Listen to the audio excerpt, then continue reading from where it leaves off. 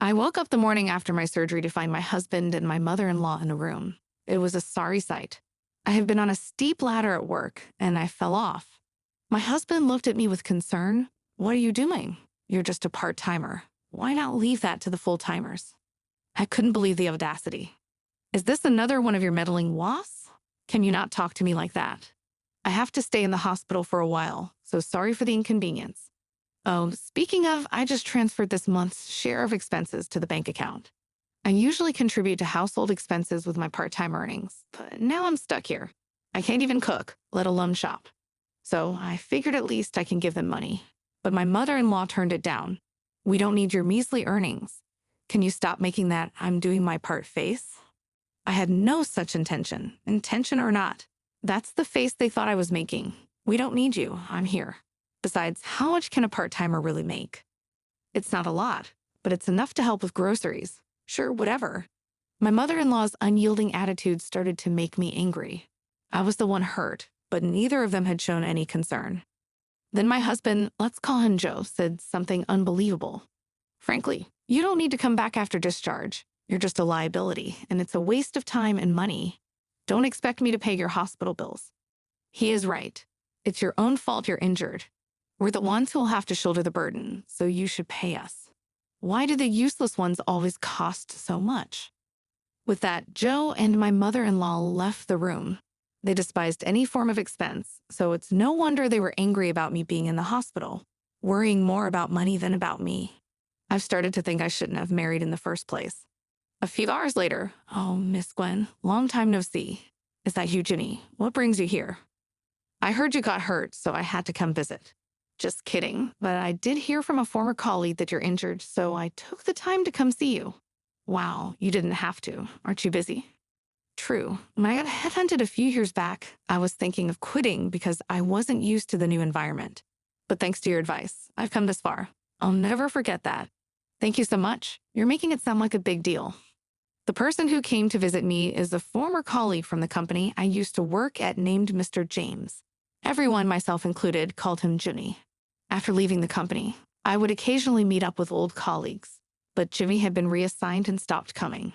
Apparently, he was headhunted by another company and resigned. Back when I was still working at the company, he didn't strike me as particularly competent. I guess he found his calling somewhere and turned into a professional. But I didn't expect him to go out of his way to visit me in the hospital. Coming after seeing Joe and my mother-in-law, his kindness felt particularly warm. I was still frustrated from what Joe had said to me earlier, so I vented to Jimmy.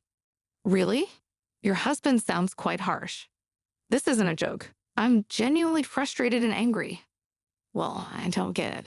Where's your husband seeing incompetence?" "The Miss Granite I know was far from incompetent. She was a talented worker.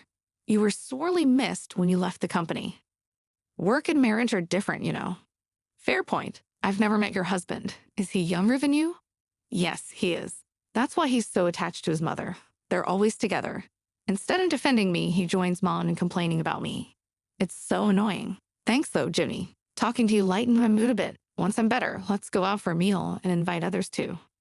"Absolutely. I'll come by again when I have some time." And with that, Jimmy left the hospital room. He's like a close female friend in some ways. He is the same age as my husband, but he's so much more mature in what he says and does. The difference between them makes me indescribable. Well, I chose Joe, so it's also my fault. Later, I began rehabilitation during my hospital stay. All I could think about was wanting to go home as soon as possible.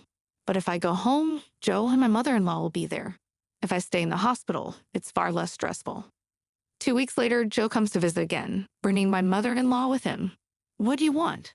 Didn't you say I shouldn't bother coming home if I'm incompetent?" "Yeah, here you are visiting me again. Hey, aren't you happy I came to see you? Frankly, if you're going to complain, you don't have to visit at all." "I'll visit. Why are you so mad? I haven't even said anything yet." "See, that's why our child acts this way with you. You always have this cold demeanor. Consider other people's feelings for once. That's why you end up hospitalized. Here we go again." Whenever Joe is criticized, my mother-in-law goes all in with her supported fire. Even though it's a conversation between husband and wife, things never move forward when she chimes in. That's why I stay quiet when my mother-in-law intervenes. Arguing back would only lead to more counter-arguments, and I'd be the one blamed in the end.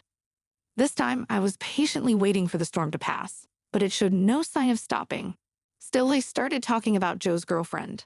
My son was thinking of marrying someone else before you, but they broke up over a trivial argument. He would have made amends if he'd apologized, but his pride is so high. He said he'd never apologize because it was her fault. Look, it really was her fault. I did nothing wrong. Sure, she had a good personality and was attractive. In hindsight, maybe I should have apologized then. I would be married to someone useless like you. See, that's what I've been saying from the beginning. Are you sure you want to be with her? I always knew it was a bad idea. This proves I was right. It's just a fluke I happened to choose an unsuitable partner. This time, I'll be more careful choosing someone with similar sensibilities. The conversation was unbearable. I'm not the patient type to keep quiet forever. Moreover, this guy just mentioned choosing another partner. It seemed like he had thoughts of divorcing me. Well, it'll be a dream come true for me too. Frustrated, I let loose my anger on Joe and my mother-in-law. You have a lot to say, but this is just ridiculous. You mentioned I'm an unsuitable partner, but you're not even good enough to be called that. Initially, I thought you were decent, but it turns out you're just a mama's boy. Plus, Mom is so fond of her son. Why don't you two just live together forever then? No one would end up with an unsuitable partner like me. After saying all this, I felt a mix of regret and relief. What was funny, though, was the way both of their expressions changed from surprise to tense as I was saying this. Who do you think you're talking to? Where are your parents? You know what's with the attitude for someone so useless. You sure know how to run your mouth. Mom, there it is.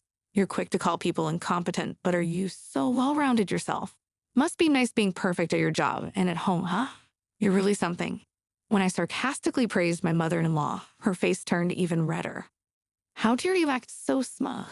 Who do you think you are? I'm the patient here, you little... Just then, Joe intervened. Hey, enough is enough. From where I stand, you're way more incompetent than Mom. Mom raised me all by herself while holding down a job. Could you do that? I wouldn't know.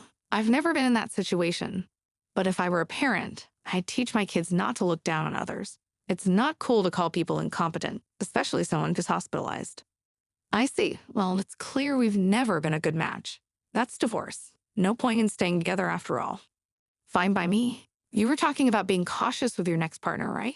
That implies we're done. I wouldn't want to spend my life with you or your mother anyway. Huh? You do realize you'll be financially unstable if we divorce, right? How are you going to afford these hospital bills, let alone your living expenses? I got injured at work, so I'll get workers' compensation. And after that, I've got enough savings. Joe had a point. Even if I plan on finding a job immediately after the divorce, there's no guarantee that I'll find one quickly. Plus, it will take time to see any income. The situation isn't looking good. I need to figure something out before it's too late. I had been vocal until now, but the moment I stopped talking, they took the opportunity to go on the offensive. So you haven't thought it through. Tough break. But what's said is said. We both want this divorce. If you promise to obey me like a housemaid from now on, I might reconsider, right, Mom? Yes, absolutely not happening. Can you please leave? You're polluting the air. You're a piece of work. Don't say I didn't warn you. Joe and my mother-in-law left the room sneering. I have to find a job soon. My current workplace won't cut it, although anywhere that offers full-time employment. Just a few minutes later, Joe returned to the room. Hey, what? No, my boss was around. Just let me hide here until he's out of sight. Come to think of it, Joe had been complaining about his current boss a lot lately. Apparently, Joe had been enjoying a slack job until this new boss came and shook up the department. Why is he coming this way? Could he be next door? Just then, there's a knock at the hospital room door. Joe shakes his head at me. I find his discomfort quite amusing. With a cheerful tone, I say, "Come on in." To my surprise, it's Jimmy who walks in. "Miss Net, I had some free time, so I thought I'd come visit you." "Wait, what are you doing here?" "Oh, Mr. James, good to see you." "Huh? Oh, you must be Miss Grant's husband." "Yes, that's him. Did I introduce you to Ash, Jimmy? I think this is your first time meeting." "No, actually, we see each other every day. He's my subordinate right now." "What, really?" It turns out, of all people, Jimmy is Joe's boss. Totally unexpected, yet it strikes me as an opportunity for a counterattack. I'm in a really good position right now. Might as well corner Joe gradually. "So, Jimmy, how's Joe's performance at work?" "Hard to say in front of Miss Granite. He has areas for improvement, but the fact that he's sticking to it is admirable. We had drinks the other day, and he told me he respects me, so my expectations are high." When I look at Joe, he's staring at the floor, fists clenched. He's probably thinking, don't say anything. So I decide to go ahead and speak. My husband mentioned something about his boss. Turns out that was you, Jimmy. But I wonder if I should say this. Go ahead, no worries. Hey, Judy, my new boss is so incompetent. He doesn't get me at all. I'm only drinking with him to gain his favor. I'll bring him down someday. I recorded all our conversations. He won't make a single mistake and so on. Sorry if I had known it was you, Jimmy. I would have told you so much sooner. Upon hearing this, Jimmy's expression changes, and he shoots Joe a piercing glare. No, you're wrong, Mr. James. This is all a lie. Miss Granite, would you like to hear a recorded conversation I have that says otherwise? Yes, please. I didn't play the audio for Jimmy, where Joe was complaining nonstop. Wow, I see. Thank you, Miss Granite. I never thought he'd be saying stuff like this. No need for me to cover for him anymore. What? What are you talking about? You've been swiping office supplies, haven't you? What? How did you know? We have surveillance cameras around the office. Maybe you thought no one checks them. There have been complaints about supplies disappearing or running out quickly. When we investigated, we found you were the one taking them. I was planning to question you about it soon, but now I'll just report this to the boss. Wait, what happens to me then? That's for the boss to decide. Don't know if you'll even be able to stay in your current department or the company for that matter. You can't. Oh, by the way, Miss Granite, how about working for our company? We'd be better off with you than him. Really? Is that okay? It's fine. We'll likely have an opening soon. Jimmy turned to face Joe.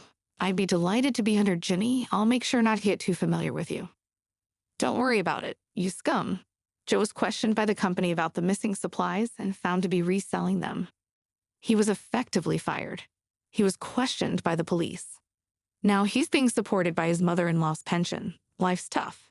Even putting food on the table is a challenge. As for me, I started working under Jimmy.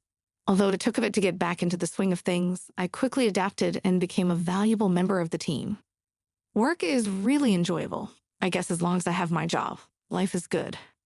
If I ever consider remarrying, I think I'll consult with someone first. The episode with Joe and my mother-in-law came to a close, but life goes on. I've focused on my work and building a stable future. A few months later, Jimmy and I have developed a strong professional relationship. We worked well together, and he became a mentor of sorts. I appreciated the support he provided, both personally and professionally. One day, after a successful project, Jimmy invited me to join him for dinner to celebrate. As we sat in a cozy restaurant, he brought up a surprising topic. Miss Granite, I've been meaning to ask, how are things with your personal life now? Any developments since we last spoke? I chuckled.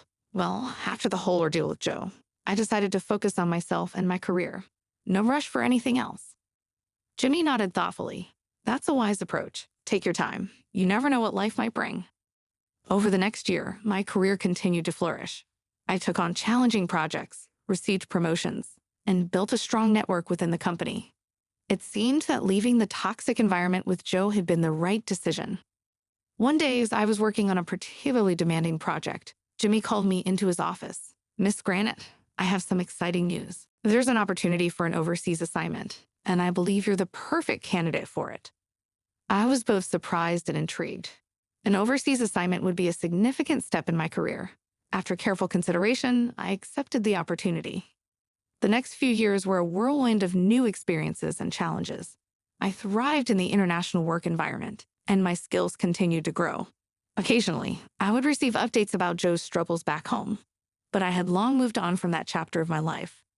During my time abroad, I met new people, formed lasting friendships, and even entertained the idea of a new romantic relationship.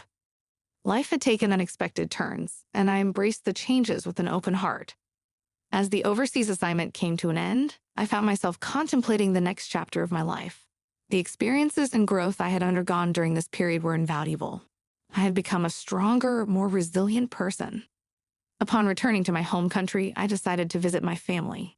It had been years since I had seen them, and I wanted to share my experiences with them. To my surprise, my parents were proud of the person I had become and supported my decisions. As I reconnected with old friends, I also discovered that Joe and my mother-in-law had moved on with their lives. The challenges they faced had led to some self-reflection, and it seemed they were making efforts to improve their situations. Reflecting on my journey, I realized that sometimes life takes unexpected turns. leading us to places we never thought possible. The key is to adapt, learn, and grow from each experience. And so, with a renewed sense of purpose and a wealth of experiences behind me, I eagerly embraced the next adventure that life had in store.